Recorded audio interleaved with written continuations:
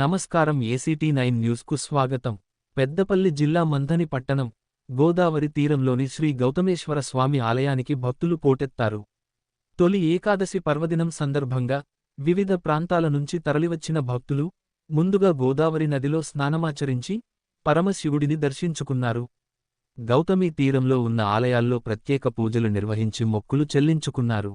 భక్తుల రద్దీ దృష్ట్యా ఎస్ఐ వెంకటకృష్ణ భద్రతా చర్యలు ఏర్పాటు చేశారు.